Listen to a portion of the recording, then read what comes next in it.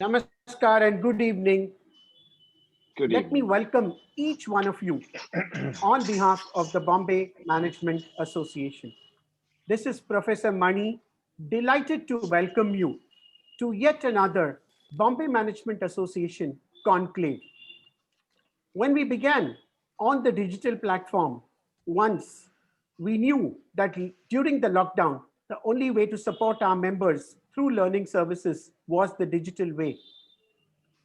We've, over the last 9 months, completed about 80 webinars on various topics, contemporary, relevant, industry related, individual related.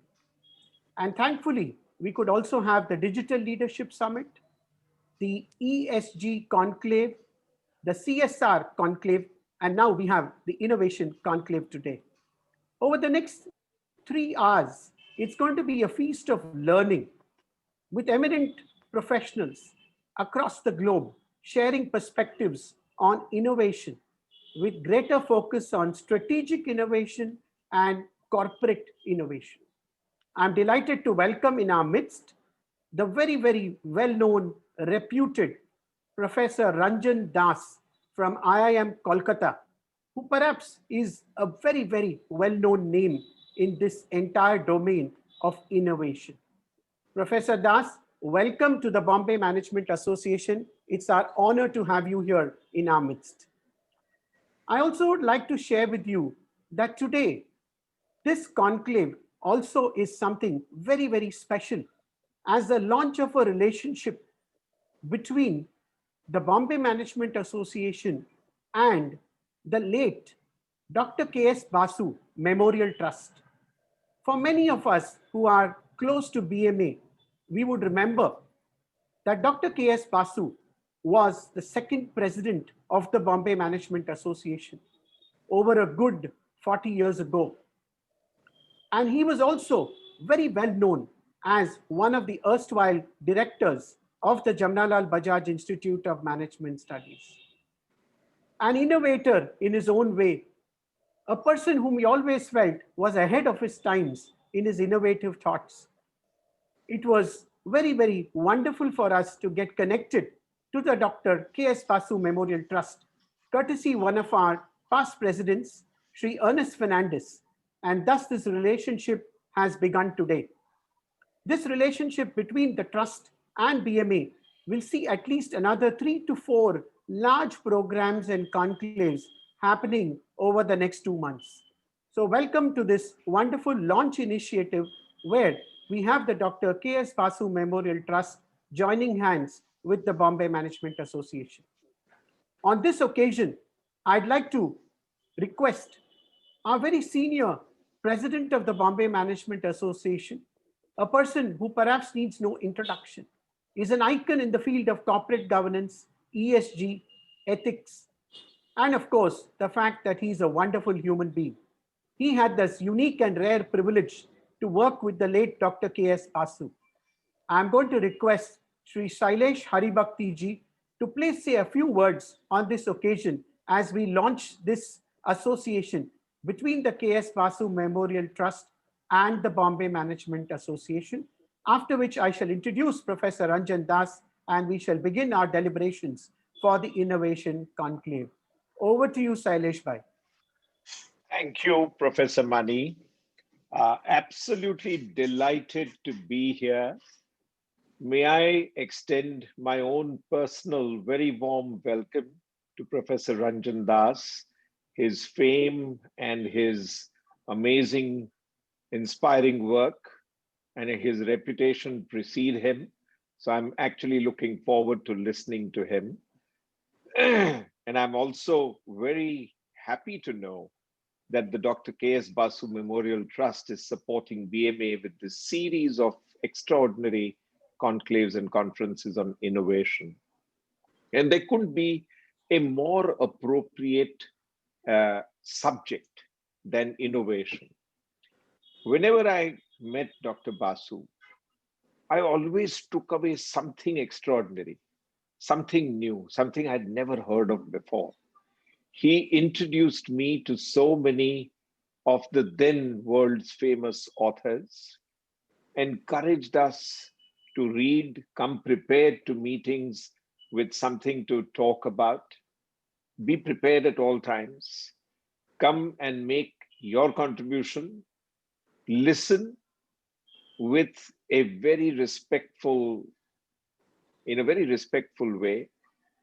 And he taught us the great lesson of imbibing other perspectives, the opposite viewpoint, and making sure that what happened and what transpired and what came out of the debate was something new, something that could be used by all of us in our day-to-day lives.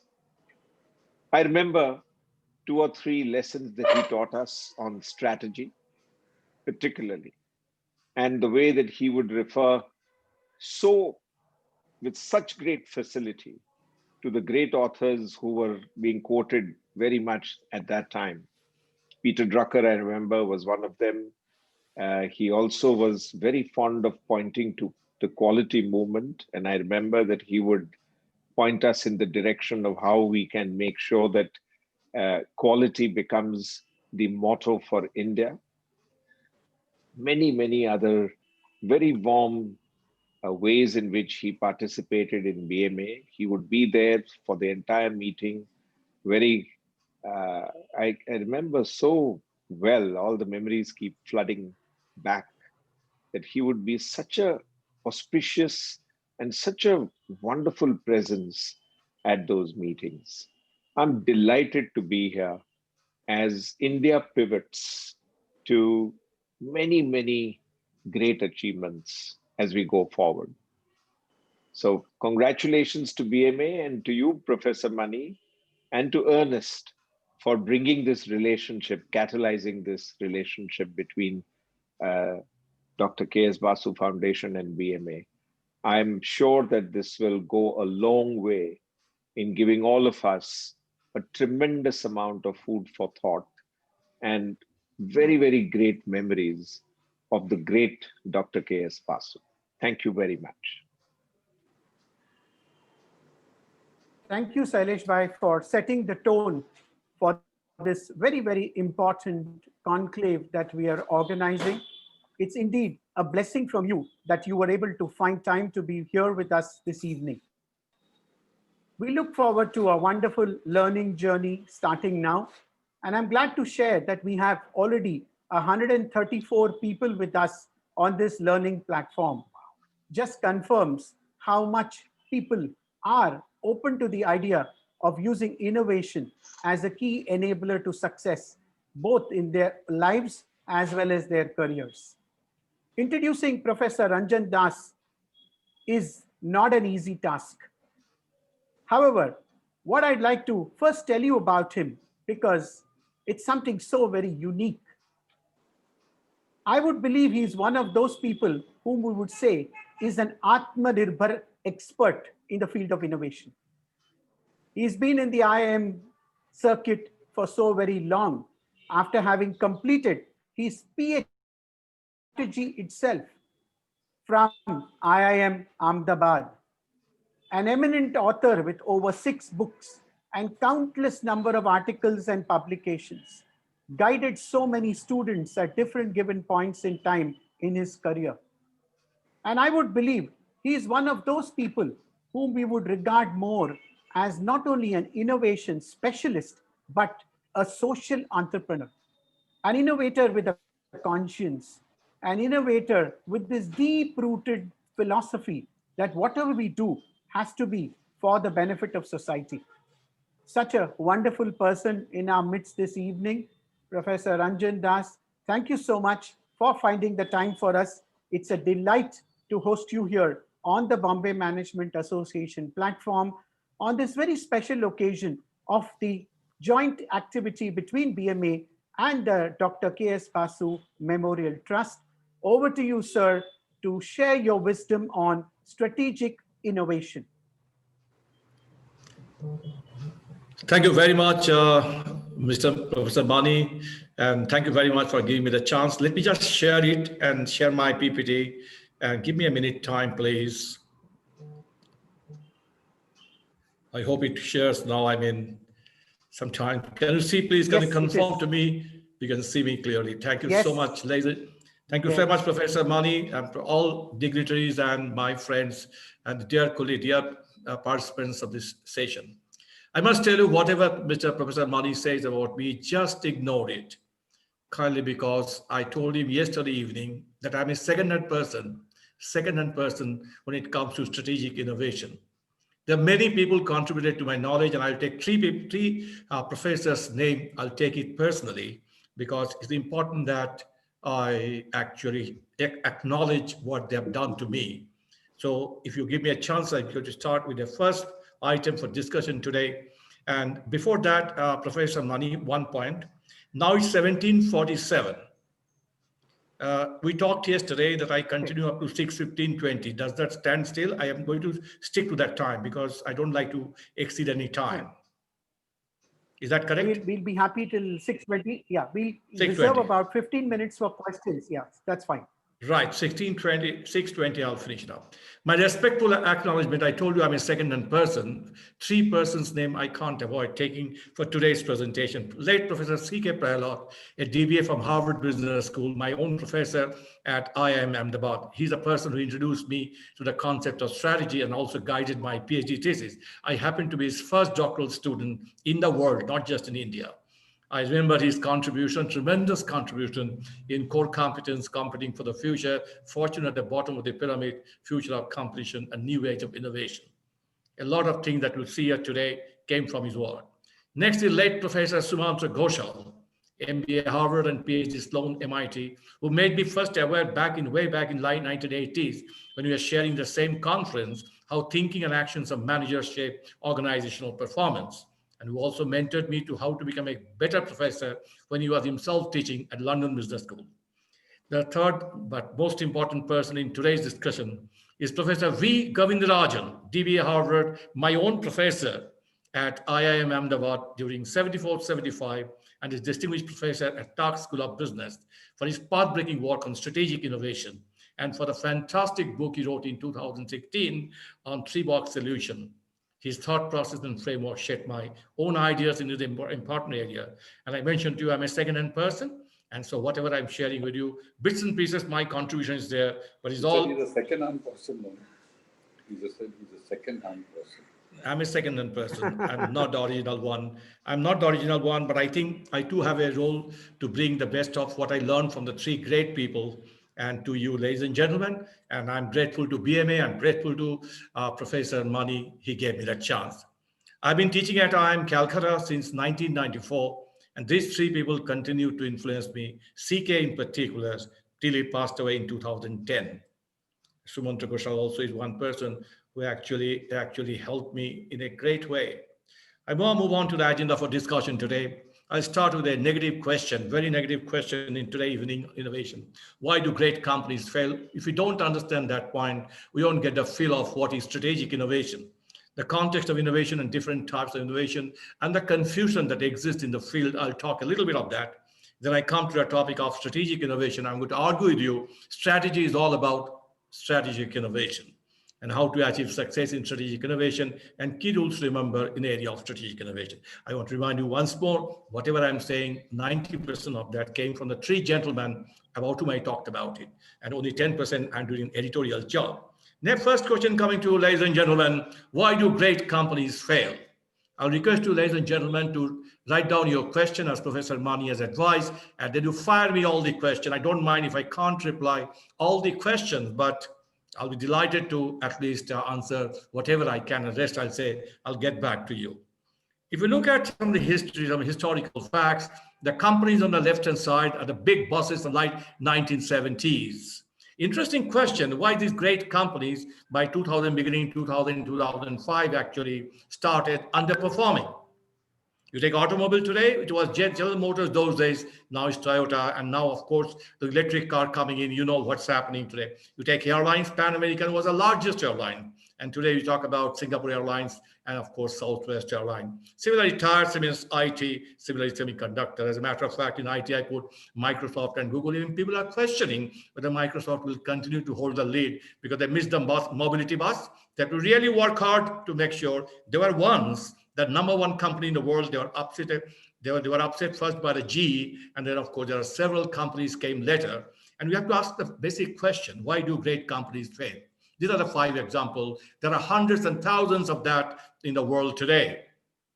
The companies on the left, those General Motors, Pan American, Firestone, IBM, they had everything in the world: the best of brand power, best of money power, best of global reach, the best of technology, and the best of brain from Harvard, MIT, Stanford, Columbia, Yale. Note my statement: they had everything, including the best of brain from Harvard, MIT, Stanford, Columbia, Yale. Yet in a span of 30, 35, 40 years, the great companies actually got defeated by upstart people who came later. And I'll tell you, argue later, that there's a reason for them to go down. And there's also a reason for the new guys came on the block. We move on to the next item. Let's see why these great companies, they got into a syndrome called satisfactory underperforming. The word satisfactory underperformance is a paradox. I hope you know that what is a paradox. Paradox is a statement, it has got 2 parts, part 1 and part 2. Like here, there's a satisfactory and underperformance is part 2. Both of them are actually opposing each other, and yet they're true. That's called paradox. And I will discuss with you why great companies get into this syndrome called satisfactory underperformance. Look at any performance metric that taken performance on the vertical side and the horizontal side at a time. Take any financial performance, whatever it is that Wall Street or Dalal Street wants it. You can see going up and down the performance. So if I say, hello, Mr. Managing Director, what the hell you are doing the business? Business is going up and down. He said, Professor Das, you must be a stupid. I don't know how do you teach at IIM that, yes, of course, business go up and down. Look at the green line. The line is going up and up and up, and you can't evaluate performance every year. You look at the train is going up and nothing to say. If I then tell, hello, mister, why the red line is going down? Who is talking about it? What is that red line? You know, have you seen that what part of competitive decline? It means everything.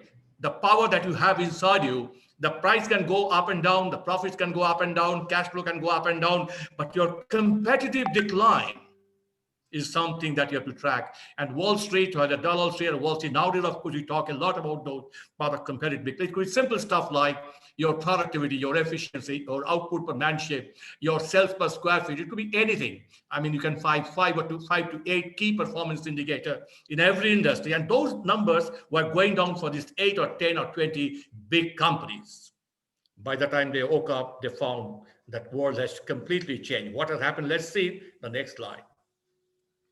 How they went into oblivion is important for all of you, my young friends who are sitting in the room today, in the virtual room today. This is how it takes happen in every company. You better take care. If you're doing extremely well, you better take care. There's no point talking about strategic innovation if you do not take care of what happened. The today's performance was looking very good. That green line on the top is going good, and there are some people, is a clear sailing, and some people started saying in the late 70s and early 80s, hey, you are not doing well. That what you are doing well, actually an inferior value. They're doomsayers, and immediately there was denial and defense. Those guys started doing some tactics here and there, some window dressing. You have seen those Enrons and others, what they did. So all these people started doing all kinds of window dressing to show that we are doing well. But then a time will come, the moment of truth you just can't avoid, came the performance free fall, and finally you are out of it.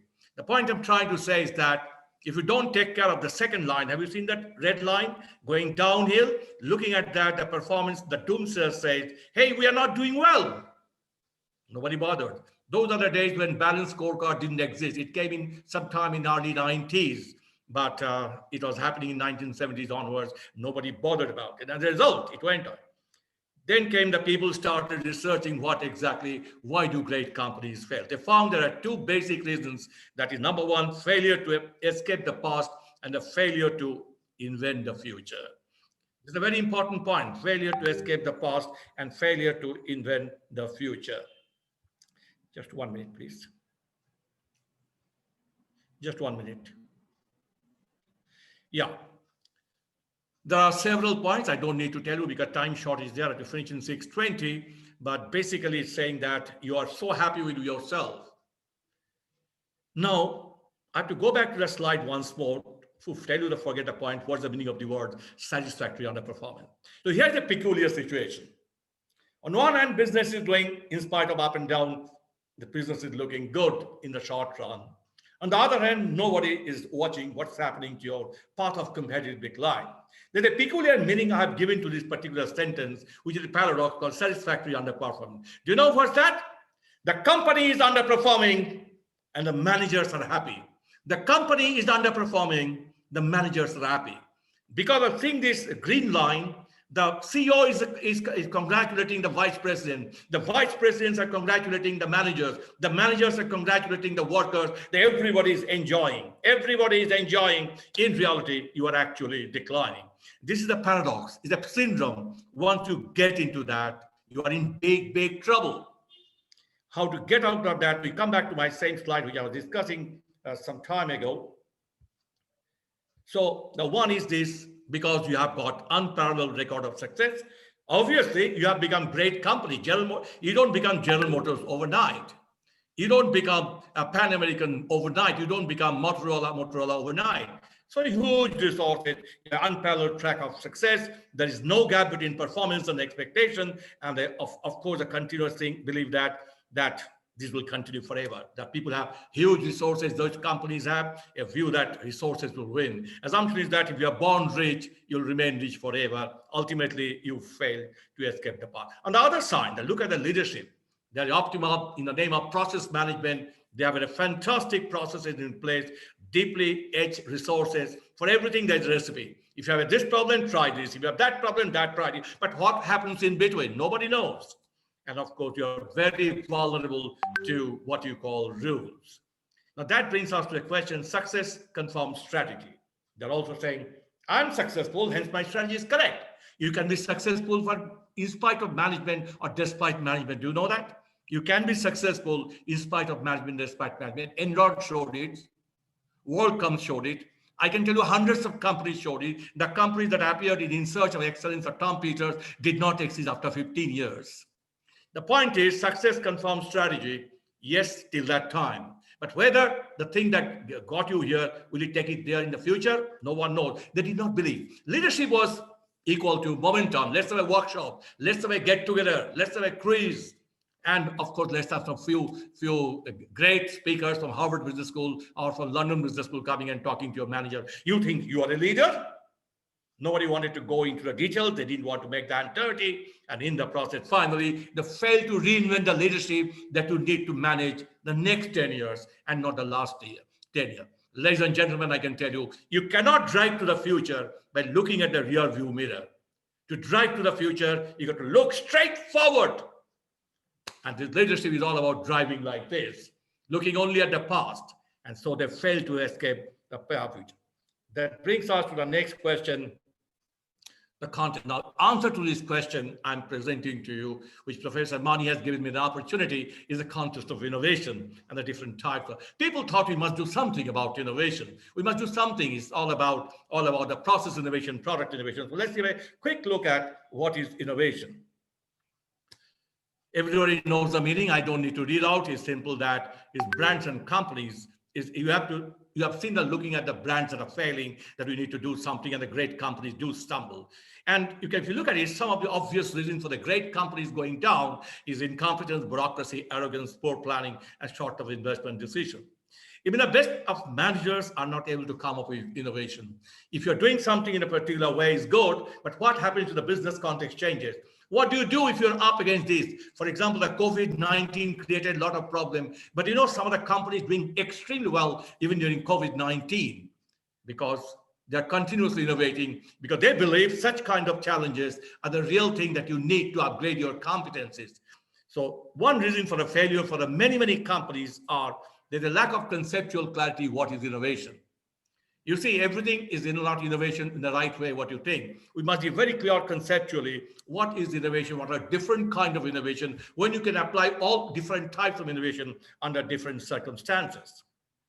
So I quickly give you what professor, because I teach a course on innovation at IIM Calcutta for the second year MBA students. And then, so there are so many faculty members have done work on innovation. And I'm not one of the people who did research on innovation. I can tell you, ladies and gentlemen, I work in the area of strategy. But to me, strategy is equivalent to strategic innovation. I'm going to argue with you a little later. It's a part of my living.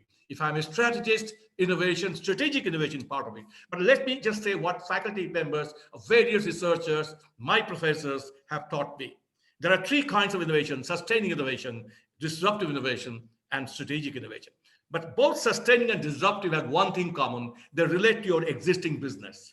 In your existing business, they're just either sustaining innovation or disruptive innovation, but you're still with a broad existing setup. Within that, you're doing the shuffling things, and sustaining innovation is always, they always draw attention, and there are various kinds of innovations available. It's not an innovation class. Have a look at it. There are classification, 3OA classification, 2A classification, 4OA classification. I won't discuss, a little bit for some other day. And there's also a business model innovation, but you're still doing it to sustain your current market leadership.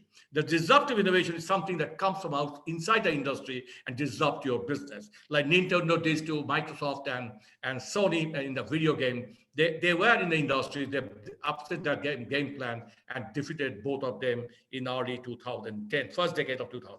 That disruptive innovation. But the strategic innovation is something where you ask the basic questions in the strategy. All those innovations are taking place within the existing strategic model, mental setup.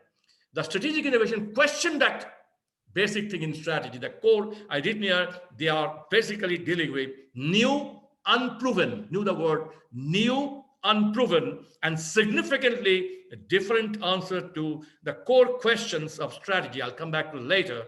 And the subject of strategy generally details in the what you call in the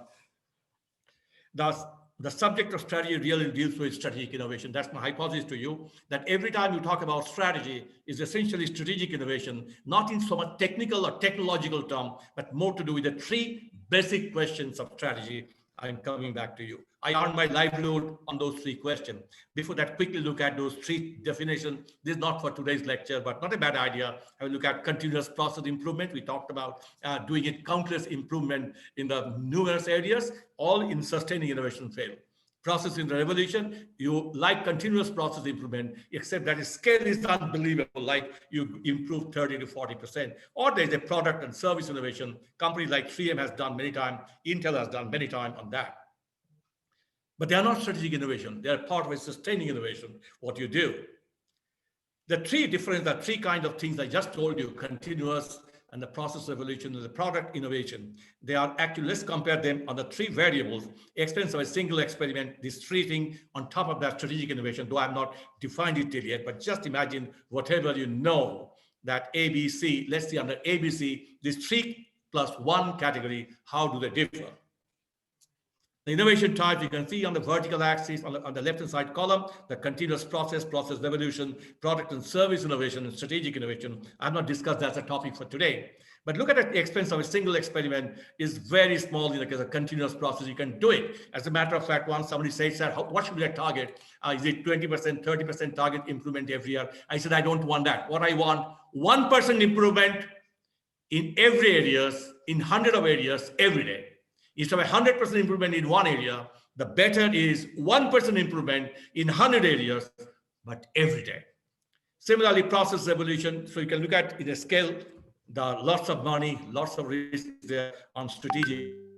Similarly, length of each experiment could be shortest in the case of continuous process, little more in the process revolution or product, but in strategic innovation, it could be years. And ambiguity of results, very clear in continuous process. You can get today or day after tomorrow some result, some data analysis. Similarly, in the process revolution or product innovation, Intel gets in every 18 months, new processor in the case of strategic innovation, because the questions are not technological. Questions are business questions. I'll show you soon. It's so ambiguous, and you just can't say whether it will work or not. I must tell you at this point of time, one thing that I learned in strategy from C.K. Prahalad, Sumantra Ghoshal particularly is the strategy is all about managing a future that has not yet happened. If the future is a hypothesis, the strategy is also a hypothesis. But the commitment that you make to implement that strategy, they are all real. In other words, you are chasing a hypothetical future with a hypothetical strategy because you have not proved it yet, but your commitment to make it happen is that. So when Reliance Jio bet on the 4G and 5G and focusing on data segment, nobody knew when they first came 4 or 5 years ago. It was a bet they're making. Of course, they knew what's happening in the United States, everything. But we in India, we did not know. When they came, that's the question.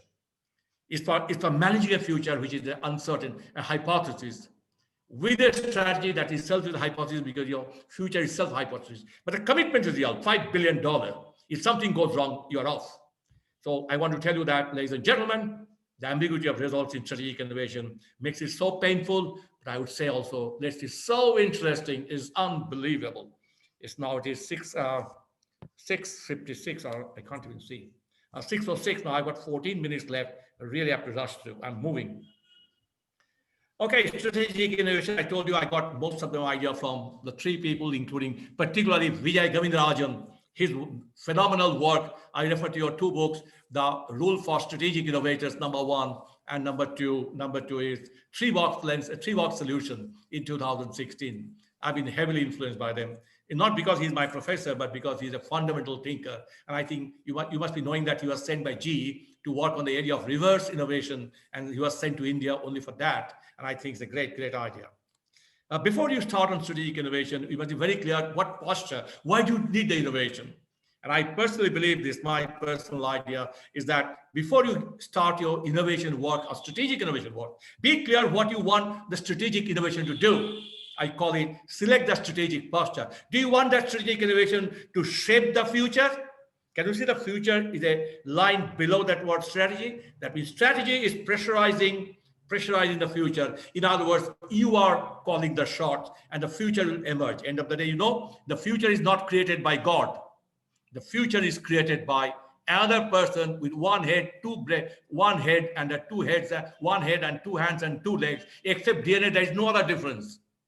That, like Steve Jobs, created life health for people like Bill Gates in the mobility space.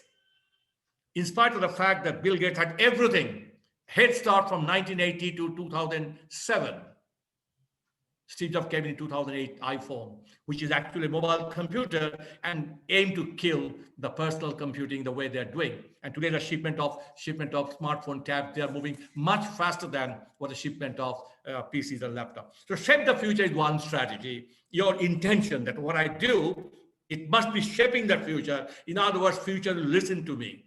That's something interesting. Future is going to listen to me. I think Intel has done to some extent that. 3M has done. Of course, Apple has done in a big, big way. Google is trying to do big way, you know very well. Amazon is trying to do shape the future. Sometimes, of course, they are going overboard and creating some of the issues which many a time the Justice Department or the legal department or governments are going to question. As Facebook has done, same thing. They try to share the future, but somewhere they should know when to stop, that they are entering into something that people value most, for example, their privacy. But essentially, all innovation that you see today, last 15, 20 years, Google is heading it, Facebook has done it, Amazon done it, Apple, of course, goes without saying. Their intention of that innovation is shape the future, that the future is no more left to God, because God is not doing anything. Your uncertainty is created not by God, but it's created by a set of people who are thinking much smarter and much rapidly than what you are doing at this point of time. Another approach is, no, I can't do it. I cannot, we are not that equipped. We don't have resources, but we are terrific in one thing. My innovation will be an adapting to the future. If somebody does it, something unique, which I have not thought through, no problem. I won't spend money on that entrepreneurial, innovative work, but I have that organizational ability, managerial ability to adapt, and I have the agility to do it very quickly before anybody do. I won't waste money and taking risk in the upstream, but I'll join in the midstream and smash the industry. And Microsoft is a classic example for that. They always say, we are good in adapting and moving very fast up the knowledge space. The moment I get an idea, look at this. Microsoft Internet Explorer was first of all, MS-DOS was an item they got it from somebody else. It's not their basic product. Then you look at Internet Explorer, they actually copied from Netscape Navigator. Then you look at your mobile telephone, they got it from Nokia, then Lumia. Look at Google Android, it is not Google's creation, it was created. Look at YouTube, it's not Google's creation, they got it. But that's it, they're very quick in adapting to the situation. Very quick. Don't forget that many companies have got many other products like Orkut and others. They didn't succeed like the Facebook did. So innovation per se, adaptation is also a strategy. And many people say, I will not do it upstream, but I'll pick up the innovation at the mid and downstream. The third companies are like this, they reserve the right to play. They are scared, they will not take any action. Their managers are easygoing time, they'll do a token investment. and just wait for things to get clear, of course, they will not earn the maximum return. The first two categories are on the maximum return, and also the first category particularly, they have a chance to lose money right and left. The third category of companies, they reserve the right to play later, which means that wait for everything to be clear, let's be clear, and then I'll make token investments, some baby steps to do it. So strategic innovation will require, are you going to innovate in your business? The word strategic has a meaning. We use the word strategy or strategic, we misuse it, we don't understand it, we abuse it, and we spoil the whole thing. The word strategy has become like a public toilet. Do you know what is a public toilet? You can enter a public toilet without permission. Similarly, you can use the word strategy for every purpose. The word strategy means it does something. It gives you sustainable competitive advantage. The strategic innovation gives you a sustainable at time dimension of a competitive advantage. But I'm saying you cannot do that innovation unless you are very clear what that innovation is supposed to do.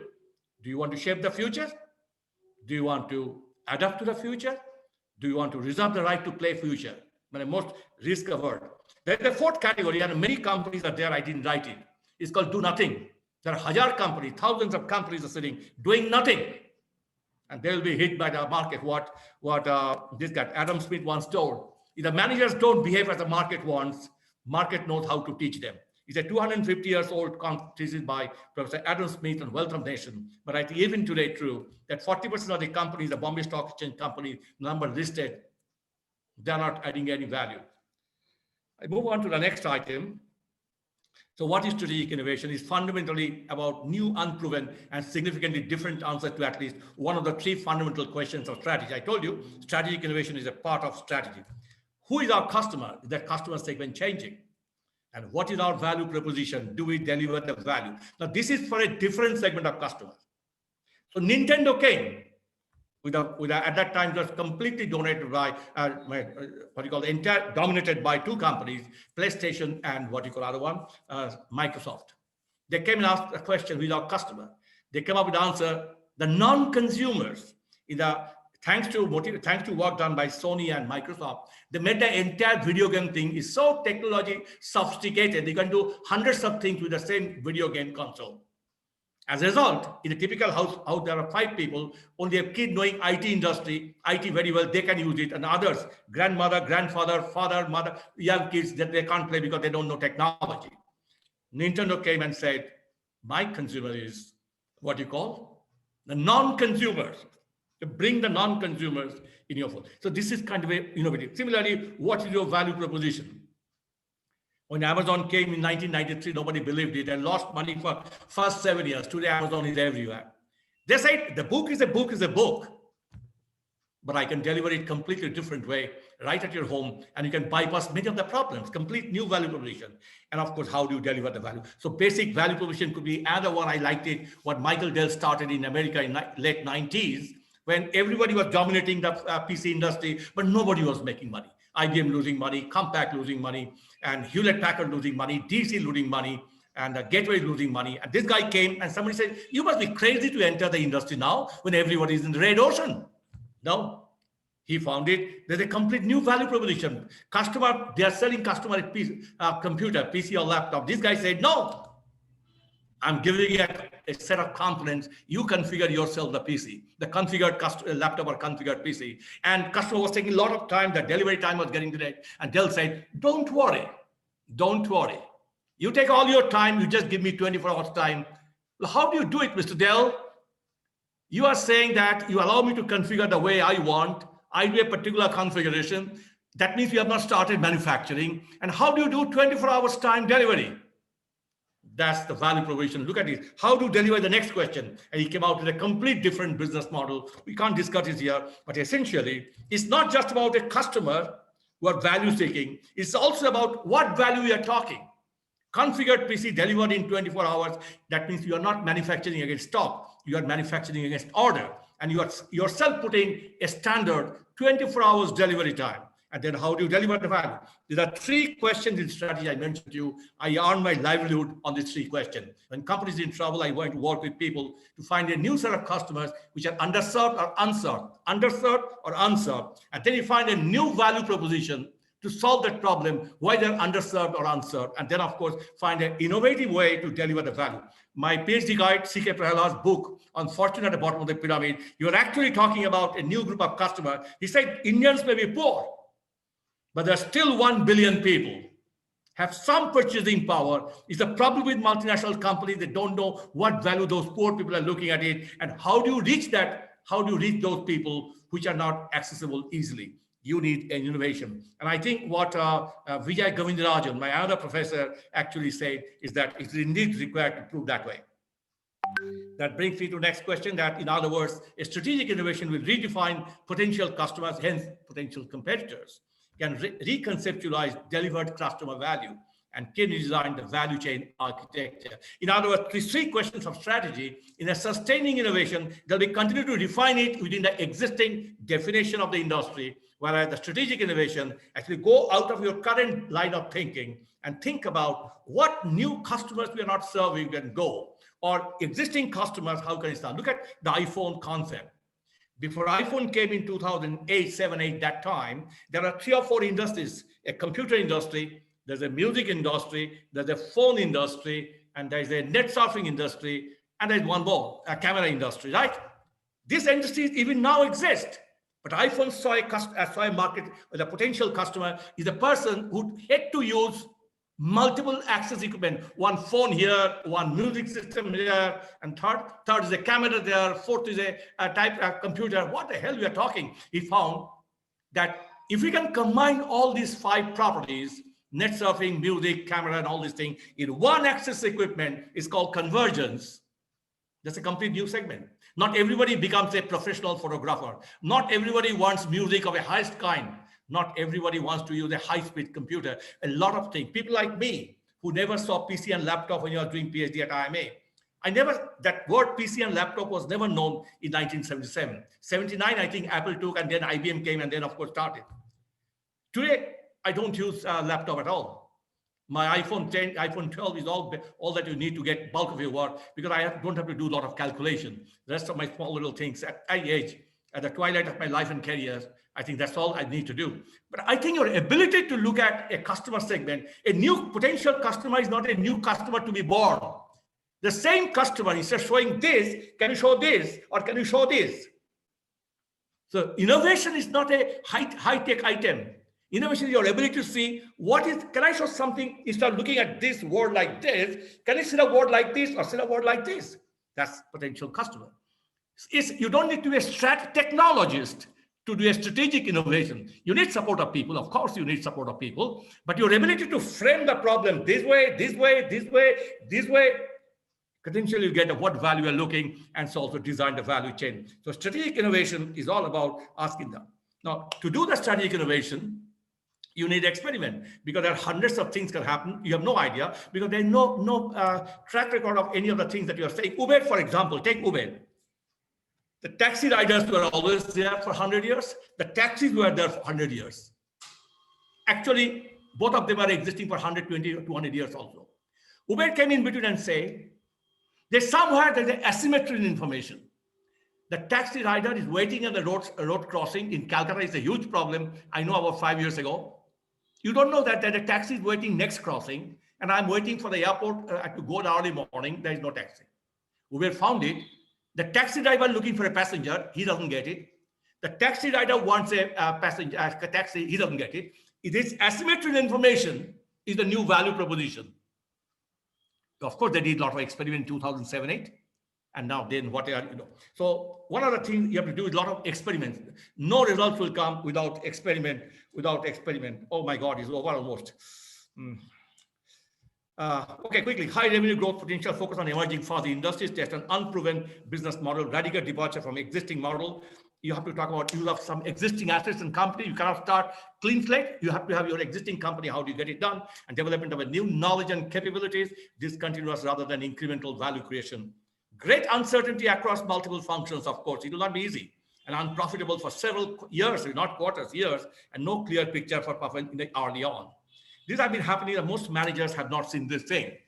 In a whole life of 30 years, very few managers will go outside your current industry situation and think of a fundamentally new question of the 3-old question: where do you compete? How do you compete? How do you deliver? Mind it, in strategic innovation, something else. Only idea will not help. I'm talking about 3 ideas, isn't it? A new value proposition, a new customer segment, and a new way of delivering. But also you need funding. You need to learn quickly from success and failure. Rally people around you. The people don't support you, they'll stop your work. They may not do anything good, but they can do bad things to you. And recognize, as a matter of fact, in IIM Calcutta, I started digital education up to a point I could do. And then IIM Calcutta opposed, that did not allow me. Then I just took what Tagore said in one place: if no one comes with you, you come out on your own, do alone. In 2008, I had to leave IIM Calcutta for 3 years on a sabbatical to do what I want to do. You have seen that I'm the chairperson of the Strategy Academy that I have set up myself with my own money even today. And it's not losing money. A professor running for the last 12, we didn't scale.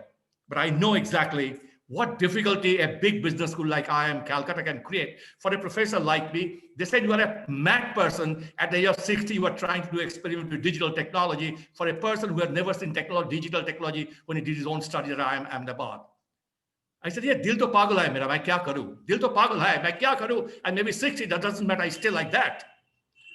So please remember, you have to really understand the lesson of what some people must support you. I didn't get support from there. Manage expectations of performance and chaos. And certain tendencies will actually important for continuing strategic innovation. You must protect funding because initial losses will be high. And that's why the IIM Calcutta problem was there. Nobody wanted to fund. They don't know how to lose money. That's the problem. And hence they don't fund anything. Establish new organizational norms. For example, for existing business, we have a standard performance metric, a standard balance scorecard. But for a new strategic innovation where experiments are going on, you cannot use the same technique by monthly evaluation or quarterly evaluation. You cannot. Then nothing will happen actually, ladies and gentlemen. And overcome tensions caused by different policies and norms. Policies are framed only for the existing business. Anybody trying to do a new answer to the old question, that's what strategic innovation is all about. Big problem. Get talented. You have to get talented officers for existing business. They will not be allowed to come.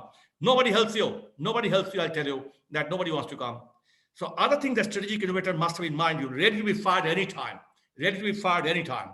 You have to circumvent any order that aimed at stopping the dream. Now, this is something many people misunderstand it. I'm not saying you bypass or you do some illegal activities, but I think sometimes you have to keep quiet, keep your mouth shut. Just, what is bootlegging? Keep your mouth shut to get things done. Because if you do too early, they'll kill you. They'll kill you. All your ideas. As I mentioned to you, I myself had to leave IIM Calcutta for 3 years to set up Strategy Academy, to set up India's first 100% live digital academy. What you see today post-COVID-19, I've been doing it for 13 years now. I didn't have any support anywhere.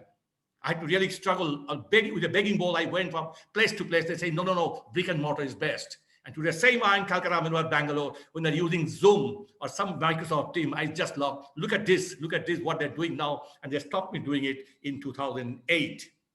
So they'll do any job. Actually, it's my personal habit. I did anything that to be done. I sat hours and hours and hours in front of company to get my approvals for the companies. You must find people to help you. You must follow the intuition about people who they wish to work with. Work underground as long as possible. That's a very important point. If you want some new ideas to do, if you allow it to open, come out quickly, people will get to know and kill you. Remember, it's easier, and sometimes you don't tell everything openly because it is easier to ask for forgiveness than for permission. I think since time is up, I'm not jumping. There are 3 things which Professor Govindarajan has suggested. If you want to do strategic innovation, you have to first, the forgetting challenge. How do you forget the past? That's I told you. My IIM Calcutta told me that you are a pagal army because you can't belong to an old economy and you are trying to do something new. They kill the basic legacy assets of the institute because that was a forgetting challenge for them, not for me. Then there's a borrowing challenge. I wanted some resources of IIM Calcutta, like IIM Calcutta brand name and resources. It didn't come true, of course. And of course, learning challenge. How do I learn digital technology? Because I belong to the old economy, old era. And as a managing director, I never seen what is a computer like. That's the kind of thing I did long 30 years ago. So the forgetting challenge, borrowing challenge, and learning challenge are 3 things very important. As a matter of fact, Professor Govindarajan actually gave 10 rules of innovation. Quickly run through, I'm coming to the element, Professor Mani, I'll be soon in 3 minutes time, I'm over. In all innovation stories, great idea is only one. No. Source of organizational memory is very powerful, so people don't forget, and hence you can't move. Amount of objection that I have experienced, the politics inside the system that I experienced, do something new is unbelievable. Strategic experience faces critical unknowns. You have to accept it. If you're a person who cannot stand unknown thing, you are not the person I should be talking to as the next strategic innovator for your company. Experience must be backed by new choices, new kind of staffing policy, new structure, new system. You cannot have a strategic innovation with 18th century organizational structure and 19th century mindset and the 20th century strategy, ladies and gentlemen. Managing tension between experiments and getting results is a very important job. How do you manage it? And other things that you have said. I'm coming to the end of my point. I just want this last slide in my thing. Companies will need to remember 3-box solutions, which Professor Govindarajan suggested. That is, manage the present. You have to manage it. That finance your strategic innovation. Selectively forget the past and create the future. That's the strategy is all about. The second bullet point is my personal point contribution. Managing the present is a must. That's your sustaining innovation. But strategy is all about creating the future, and strategic innovation lies at the heart of it. This is my one message to you, ladies and gentlemen. I'm giving you strategy is at the heart of, is all about creating a future that you want to do, and innovation, strategic innovation is a part of that. If you're doing innovation as a part of existing industry, all our sustaining innovation, please do it. You don't need it. That's a part of the manage the present. I think I'm through with it, and the managers take a lot of pride in the front end. The main thing is how do you make a tension between creativity, that's a basic thing in strategic innovation, and efficiency, that existing managers, management team, and the accountants, they know it, that you have to talk about efficiency. How do you manage the tension is the basic question. I'm through with it. Mr. Sorry for 3 minutes being late, but 3-4 minutes, but I'm okay. Thank you, Professor Ranjan Das. That was indeed an exceptional presentation, so full of passion and energy. And we are indeed wowed by what we listened to you over the last 35 minutes. May I request you, sir, to please close the presentation so that we can have more visual interaction with the participants. Is it closed now? There are now? plenty of questions in the chat box. Not yet, sir. Not yet. I can do it for you. Don't worry, I'll do it. Yeah, correct. All right. So thank you once again. And Professor Das, can I request you to just increase your camera direction? Just change it so that we can see a little more of you. Yeah, I was not able to see the light. Now I can see it. Yes, yes. All right. Now that's wonderful, sir. And I'm straight away going to begin with some of the questions that we have so that we can derive some more wisdom out of the wonderful repository of knowledge that you have. The first question is, what in your opinion and based on your experience, who should be responsible for strategic innovation in an organization? All line managers. Whose responsibility is it? Line managers managing business. I mentioned to you that there are 2 types of innovation, sustaining, disruptive. They are always busy with the existing, sustaining only. Very few will talk about disruptive, but strategic innovation goes one step forward. Nobody can do line managers. They have budget, they have resources, and they have to find time in the calendar. They have to put some comment. Nobody else. Don't give it to anybody else except line managers. All right. The other question is from one of my colleagues in the executive committee, Shripad Ranade. I'm asking him to share his views and ask his question. Go ahead, Shripad. Thank you. I hope I'm audible. Professor, I have 2 questions, but I'll ask only one to start with.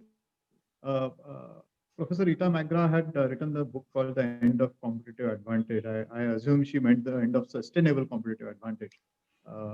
In that context, can you shed light on the concept of competitive advantage, particularly because you're saying strategy is strategic innovation. So I'm seeing a connection. Can you share more? It's very simple. When Rita said that end of competitive advantage, you say that the lifespan of competitive, the word sustainable is now coming down. Previously, you could have the advantage of say 3 years, 4 years, till the time people take that much time to copy. Intel understood it that 18 months is the maximum.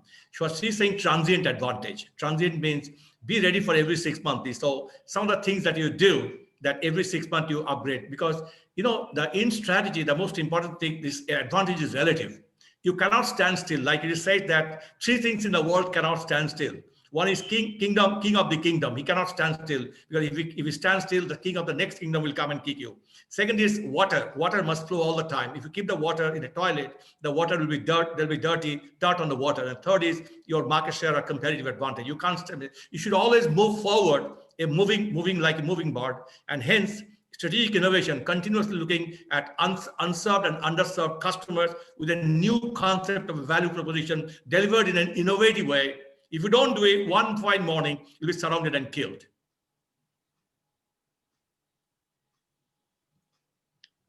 Sripad, you can continue with the next question. That's also very interesting, and a couple of people have had a similar question. So go ahead. Thank you.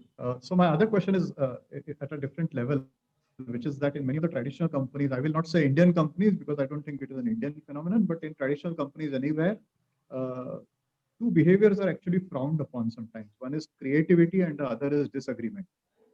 Now, I'm making an assumption that these behaviors are important for innovation. So first, are they important? And if they are, then how can some of these companies become more innovative? If that is the culture, do they need to change their culture? Do they have a big problem? Is that fundamentally you have to be clear about keeping two cultures side by side.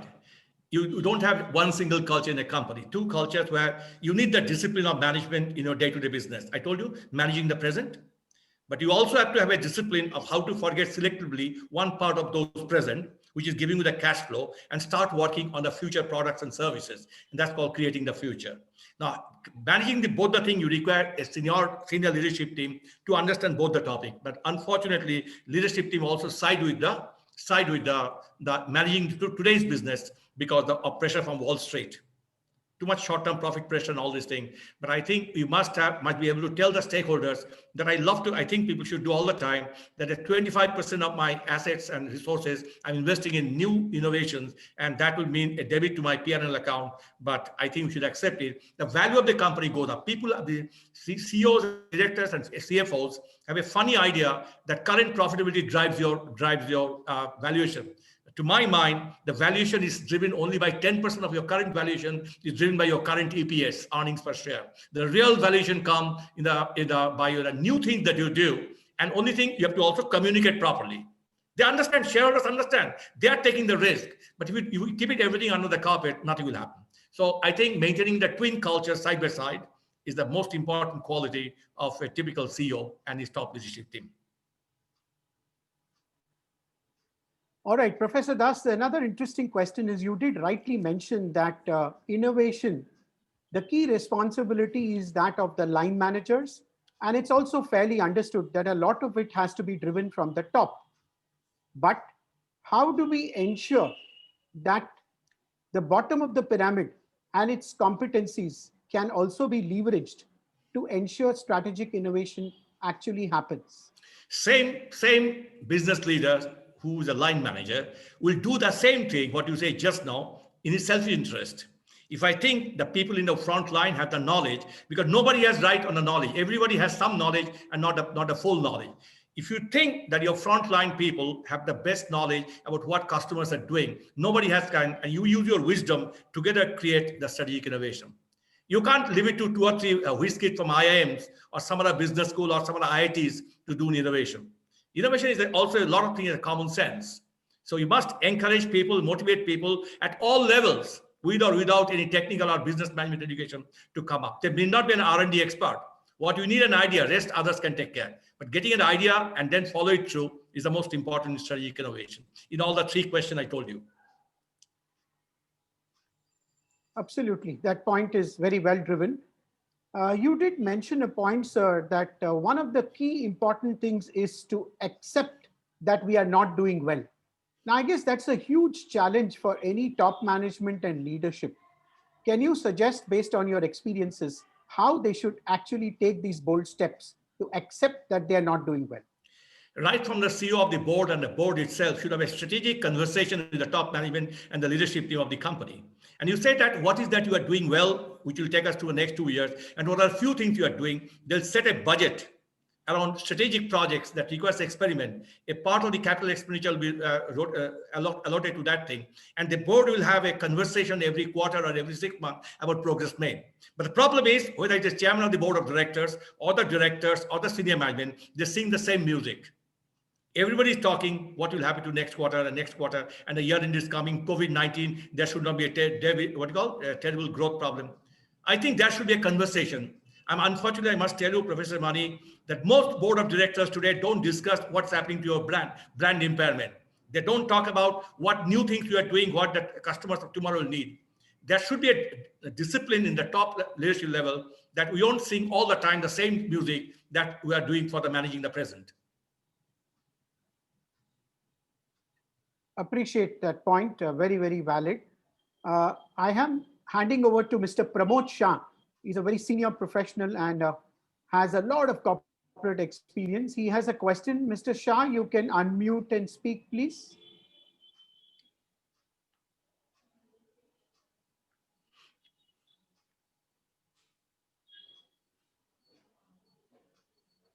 Lack of No, Mr. competition. Shah. Yeah, there is lack of competition, and which is number two. There is a lot of complacency in the management, and third one is there is no contingency plan, sir. The real the three factors, in my opinion, brings the company great or big or small down, sir. Your comments and suggestions, sir. Thank you, sir. What you said is a common problem of every company. I think because we don't look at the right numbers, you see, that's the real problem. And I will remind you once more what I told you during my presentation, what this guy, Alfred, that one I told you, the Wealth of Nations, Adam Smith, that the managers don't behave in the way market want. Managers include the CEO and the directors of the company, including board members. If the managers don't behave in the way market want, the market knows how to teach them. So the valuation will fall, they'll be kicked out. Do you know that 1/3 of the Fortune 500 companies CEOs get kicked out every 3 years? Because market is now ruthless. They will not want anyone doing useless stuff. So I think this complacency as a subject is already been taken care of. I think this, what you're saying is happening, was happening end of 90s, early 2000. But today, every company under tremendous pressure. And the market, the financial institutions, the analysts, and including your younger managers, they want to grow. They don't care what tradition you bring. They want to grow. They're that's running behind the new thing. And if the top management doesn't listen to it, they'll be they'll be upstage anytime. They'll be thrown out anytime. That a time has come to have a total revolution where senior management people who do not respect the younger generation, who do not listen to the market, they'll be thrown out, completely thrown out.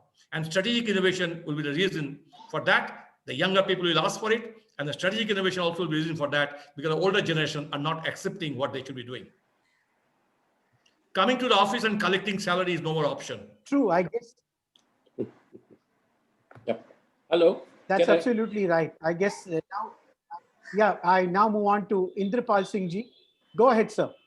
Professor Das, wonderful listening to your presentation on strategic innovation. Can you please share with us 2-3 Indian examples? You mentioned Jio, but apart from that, some firms of the future that you feel are already strong in this area, strategic innovation area, in your opinion? I can tell you myself, my own example. I've set up the Strategy Academy, challenging the two models of education. One is the business school I come from. For example, I am Ahmedabad, Calcutta, Bangalore. They are the best in their class in the management school, so that the business school is compared. They did not listen to me. Other is the e-learning, massive online open courses. So there are two systems. I wrote down the plus and minuses, and I decided to create a third education system, the plus of brick and mortar and the plus of e-learning, massive online open courses, and remove the minuses. And I started in 2008. I told you, nobody came with me. So Tagore said, you go alone. I came and created, and the academy is still running. It's a different matter. I did not get a strategic investor. It's a different matter. I did not worry about the VCs to come in, because at my declining age of 72 and all kinds of problems, I didn't want it. But even today, I don't lose money. That is a third education. So strategic innovation is I'll find a new group of customers who want to learn live classes, but they have no time to go to a campus, but they want live teaching. They're nostalgic about their education in the campus, and they want a quality education. They do not want to be constrained by the faculty of the existing institution. They want to see an assembly of faculty from all across the world, and they come and teach. They do it as Strategy Academy that I created. The point I'm saying, people have to think through. I told you the first question, find a new value proposition and a customer for that. Today's working people are deprived of good quality learning, because business school don't run program outside working hours. Business school don't have program for them. And I found a niche. Somebody has to invest in that niche. It's an entrepreneurial setup I set up. So it's complete strategic innovation that I did in line with what I told you just now. My entire ideas came from my own experiment, and supported by, of course, C.K. Prahlad and Vijay Govindarajan and Sumantra Ghoshal. There are many examples. I mean, I'm sure you know the Flipkart started doing it. They did not as well, but they did fairly good. Well, I think many startups are doing. I'm not up to date on that, but many startups are doing good things. Look at Swiggy, the way Swiggy is doing. All the different business model, different customer segments. Thank you. I'm now passing on to Commander Brahmaswarup. He has a question to ask. Over to you, sir. Thank you, Professor Mani. Professor Ranjan Das, wonderful session about innovation. You had pointedly referred to future on which strategy focuses. You know, rather than the past occurrences and the present process that takes place in a company, you said that strategy is more related to a future phenomena, which is what the leadership lacks. That's what you said. And those who do not accord adequate importance to the future part of strategy, they stumble and they fall, and along with them, the company also may fall if the bottom line is not strong enough, as you said. So in a scenario like this, what would be your mantra, or what would be your vitamin for the young entrepreneurs? How should the senior leadership translate this phenomena down to the bottommost line? That's my question. The most important is your own behavior. The thing that you say yes, the things that you say no. Suppose there is something you're doing with, but you're not paying attention, you're giving lip service. You know, people don't listen to what you say. People don't listen to what you write. People see only what you do or don't do. Strategic innovation as a culture, first thing starts with the top 10, 20 people, the line managers, behaving in the way some of the things I told you, that you love experiment, you try new things, you don't penalize people for failure. Because if you want to accelerate the pace of success arising out of strategic innovation, you have to accelerate the pace of failure. Now, if you don't do that, at the end of the year, you still pay to the accountant for the closing of accounts on time, and you pay to the sales manager for the job he has done for the existing customer segment, then you are saying two things together. One thing you are saying, people that do this, do that. On the real time, when it comes to the real rewarding people, you are rewarding people who are following the old path. This behavior is something, it kills every effort in a company. People, I told you, they don't listen to you what you say. They don't listen to, don't read your write-up. They only see what your behavior is. The strategic behavior is the one that I'm talking to here. All right, thank you. There is another very interesting question. It's very easy to get into grand visioning, painting a very, very elaborate picture of the preferred future. But how does one strategize towards action and realization of all this? Oh, this your is guidelines and suggestions. These are 101 course questions. These are basic thing. Listen to me. You have to give me 1 minute time to tell you. This is like a core subject of my specialization. Strategy making, you have to take into account 3 timelines: past to the present, and present to the future. So where strategy is concerned, yes, you are doing for the strategy for the future, which has not yet happened. But it does not mean that you'll ignore what is happening today and what has happened past. Past to the present will give you an insight of what actually happened and why. But it does not answer why not something else. Present will tell you what is not only what is happening, but also what is going to happen in the near future. As a matter of fact, I now use wrong English, don't mind. I seek your forgiveness. Future has happened. It's a wrong English, isn't it? Future has happened.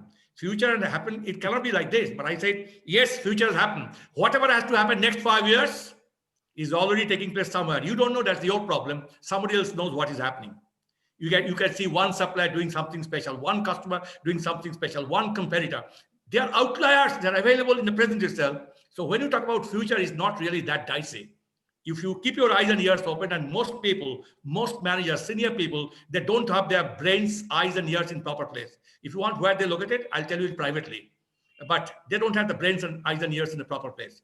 As a result, they don't see. The future is not a big deal. I can tell you, this future, what I'm talking, not everything is going to change. Not everything is going to change. And I can tell you, for sun rising in the east will not change. The Newton's law of gravitation will not change. Mother-in-law, daughter-in-law syndrome will not change. The 9 months pregnancy cycle will not change. Customer asking for faster and faster delivery will not change. Look for only those things that are going to change, and focus your attention. So future is not something easy. I can say clearer about 70% things are already known to you, you're not acting. The remaining 30% is a bit of a thinking to be required, and for that, and it's grounded in reality. If you don't ground it in reality, you won't get any resource support to get things done. It is where the tussle started between the people who see future without a grounding and on a feet on the ground, and the people who are too much on the ground. As a matter of fact, it is said, a person who can dream with your ears, eyes open, and feet on the ground is a dangerous person. Pablo Picasso said, I remember in Brazil, in Sao Paulo airport, there was a board once I saw it, anything that you can imagine with your eyes open is doable. So I have no problem with seeing the future when you are playing also a hard game in the today. All right. Thank you again for that very inspiring answer. Ladies and gentlemen, there are so many questions with 160 people in the room. You will appreciate that we will not be in a position to take up all those questions, but you can always reach across to Professor Ranjan Das. He's so readily available to interact, share his wisdom at different given points in time. We also have to respect his time and the fact that we have an agenda for the rest of the evening too.